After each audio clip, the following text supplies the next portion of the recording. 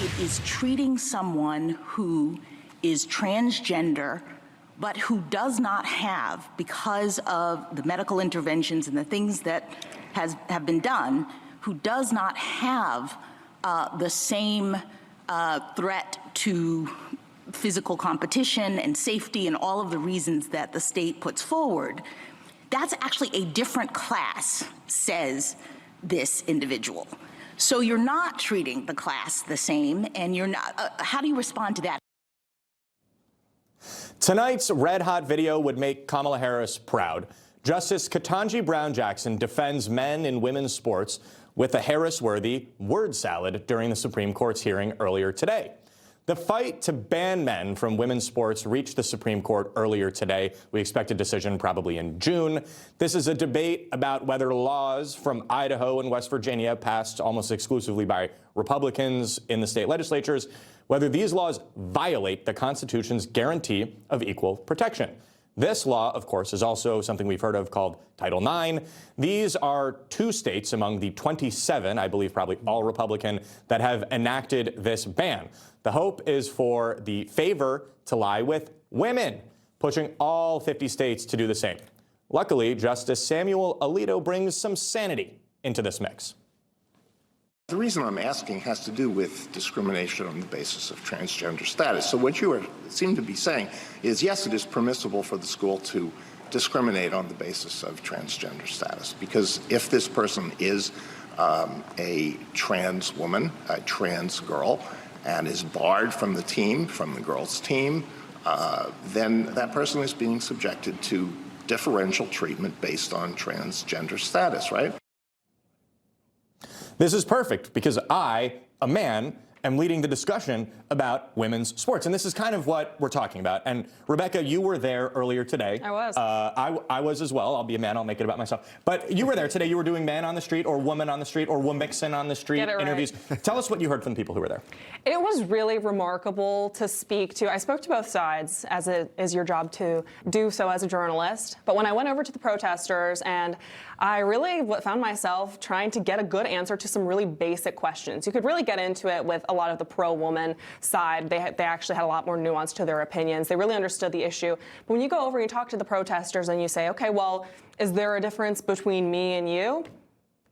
They would literally say no. They would say, no, actually, there's no biological or physiological or tangible difference between a woman, myself, and somebody who is a man and decides that they are a woman. And it was really shocking to me. It wasn't like they had, I mean, they've had years of this issue being a popular one, a controversial one, to kind of develop their opinion a little bit more, to develop their arguments, maybe come up with something more convincing. The reality is, it's just the facts aren't there. Ashley, you, I was not a college athlete. You were a college athlete. Walk us through, how this kind of manifested. I don't know if it did for you specifically when you were in college, but how, women in high school needing scholarships and all of that. How does this case affect future Ashleys? Right. Well, too, the definition of sex really comes into this, and that's what's being discussed. And in the plaintiff's case of the West Virginia case, they don't want sex to be defined whatsoever. That plays a part into Title IX, and that's what they want to see not be seen then in Title IX going forward. So with this case, we're talking about women's locker rooms, women's opportunities, being able to play on a sports team, which you already are dealing with as a female athlete and reality. You think we work in politics now, well, you should get into politics of D1 sports, I would say, and look at that already, what's going on, whether it be coaches with parents and all the other things. And really, a lot of these girls, they're just, high school athletes trying to, live a normal life, play normal sports. But now you have another hurdle of a man coming and playing in your sport, taking your position, taking your opportunity away. So if we want to talk about fairness, that's just the reality there. Rebecca was doing an interview. She showed me a picture earlier, and the person that she was saying was, oh, they're exactly like me.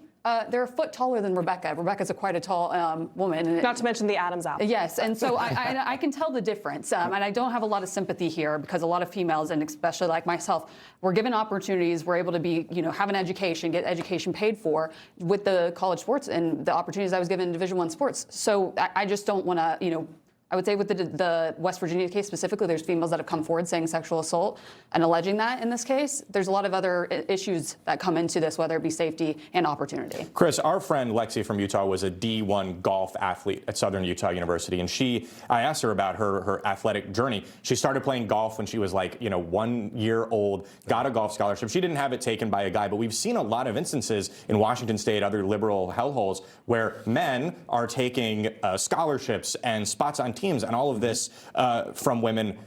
J.B. McCuskey, who's the West Virginia Attorney General arguing this, he said he predicts a 9-0 decision, and he says that if he loses, however, women's golf teams like Lexi's, volleyball teams like Ashley's will not be allowed. So what are the stakes here? Well, you used the word normal a minute ago, and normal is under assault. Do you remember normal? Is under attack. I do remember normal. I sell T-shirts that correspond say "Remember Normal" in coffee mugs because normal is under attack, and the Democrat Party is leading the charge. And this is an attack on science, an attack on biology, an attack on culture, an attack on rational thought, an attack on what we all know and have known forever. And we go back to our, great times 1,000 grandparents, and they knew what it was. And these people have decided just in this generation that we're going to throw out biology. We've got a member of the Supreme Court there, Ketanji Brown Jackson, who was asked, what is a woman? And she said, well, what am I, a biologist?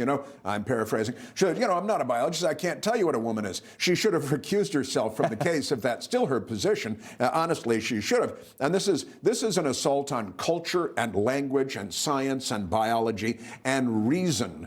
And I don't think that we should be sitting still for it. It would be nice if it were a 9-0 decision, but I'll bet that it's not. I also agree. And Jason, you love polls. I think there's no denying that Rebecca is correct. This is an 80-20, 90-10 issue.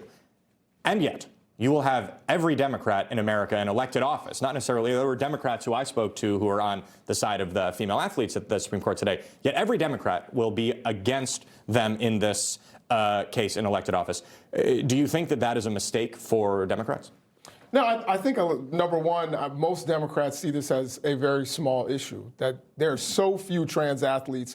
Most trans people want to do makeup tutorials. They don't want to, run track or play volleyball or any of that. So it's such a minor issue that it doesn't affect most people. Most of our viewers probably don't even know a trans person.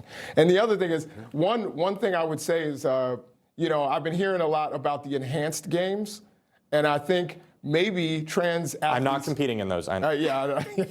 But I think trans athletes, that might be an opportunity for them to compete when people are able to also use enhancements to compete against them. This I will clarify. This is all natural. And I do want to say, I do love that we don't live in Venezuela. Okay, I was at the Supreme Court today. You had people, crazy people really, on the other side, but Americans, whatever.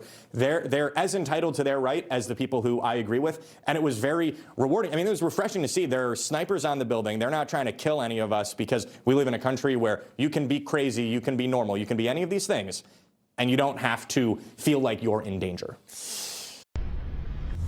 Information. Truth. Is freedom.